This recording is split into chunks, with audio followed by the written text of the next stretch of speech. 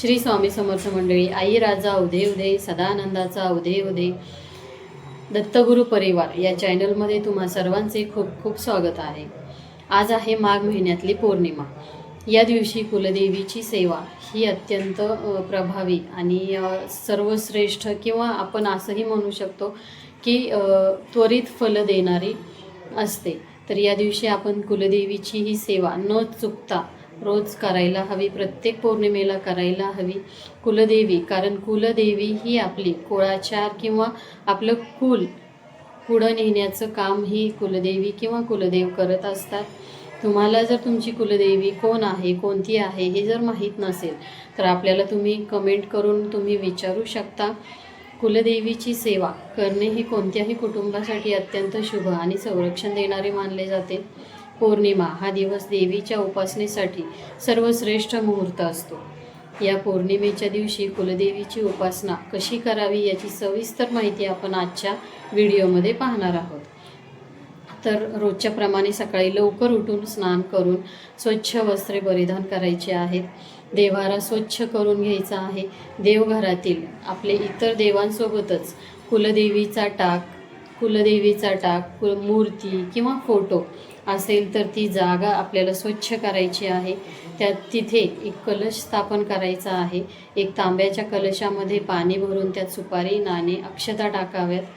त्यामध्ये आंब्याची पाने ठेवून, नारळ ठेवून कलश स्थापन करावा आणि त्यावरती तुमच्याकडे जर कुलदेवीचा टाक असेल किंवा धातूची मूर्ती असेल तर किंवा फोटो वगैरे असेल तर त्यावरती तुम्ही पंचामृताने अभिषेक करू शकता. नंतर स्वच्छ धुवून त्याची यथातिथ्य पूजा करावी. त्यानंतर तुम्हाला जर शक्य असेल तर कुलदेवीच्या टाक किंवा मूर्तीवरती तुम्ही कुंकुमार्चनसुद्धा करू शकता. कारण कुंकुमार्चन ही देवीची सगळ्यात अत्यंत आणि उच्चाटन असणारी ही सेवा आहे. कारण कोणत्याही पौर्णिमेच्या दिवशी किंवा मंगळवारच्या दिवशी किंवा शुक्रवारच्या दिवशी तुम्ही जर देवीच्या फोटोवरती, देवीच्या टाकावरती किंवा देवीच्या मूर्तीवरती जर कुंकुमार्चन केले तर हे फलदायी म्हणजे लवकर फलप्राप्ती करणारी ही देवीची सेवा आहे. शक्य असल्यास देवीची ही ओटी भरावी. खण, नारळ आणि ब्लाऊज पीस, पुष्पार्पण. देवीला लाल रंगाचे फूल हे अत्यंत प्रिय आहे. विशेषतः जास्वंद किंवा गुलाब असलं तर अतिउत्तम. हे अर्पण करावे देवीला. धूप, दीप, शुद्ध तुपाचा दिवा लावावा, अगरबत्ती लावावी. नैवेद्यामध्ये देवीला पौर्णिमेच्या दिवशी विशेष नैवेद्य दाखवावा. बहुतेक घरामध्ये पुरणपोळीचा नैवेद्य हा देवीसाठी अत्यंत प्रिय आहे आणि तोच देवीला नैवेद्य हा दाखवला जातो. काही ठिकाणी कडबोली किंवा खीरपुरीचा नैवेद्यसुद्धा असतो. तुमच्या कुळाच्या परंपरेनुसार जो पदार्थ असेल तो श्रद्धेने आपण देवीला अर्पण करायचा आहे.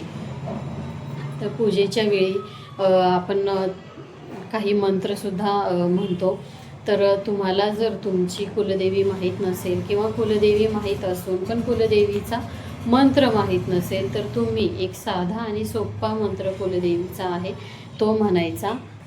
ओम श्री कुलदेवताय नमः याचा 108 वेळा जप करायचा आहे. आणि हाच जप करत करत जर तुम्ही कुंकुमार्चन केले तरीही चालू शकतं. सर्व मंगल मांगल्ये शिवे सर्वार्थ साधिके शरण्ये त्र्यंबके गौरी नारायणी नमोस्तुते. यानंतर श्रीसूक्त किंवा देवी अथर्व शीर्षाचे पठणसुद्धा करावे. आणि हे देवी श्रीसूक्त हे देवीचं खूप प्रभावी मंत्र आहे. तर तो तुम्ही रोज घरामध्ये लावलाच पाहिजे. पौर्णिमेच्या दिवशी विशेष कुळाचार हा देवीचा पाळावा.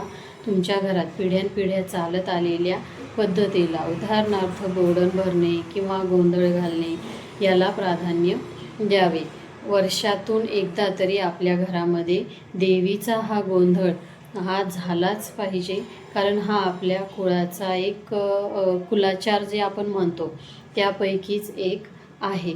या दिवशी घरात सात्विक आहार घ्यावा आणि कोणाशीही वाद घालू नये किंवा आपल्या तोंडून अपशब्दही कोणाला जाऊ नये याची मात्र आपण काळजी घ्यायची आहे. पूजेच्या शेवटी कुलदेवीची आरती किंवा दुर्गे दुर्गट भारी ही देवीची आरती आवर्जून म्हणावी. कुलदेवीची उपासना केल्याने कुटुंबात सुख शांती राहते आणि अडकलेली कामे ही मार्गी लागतात.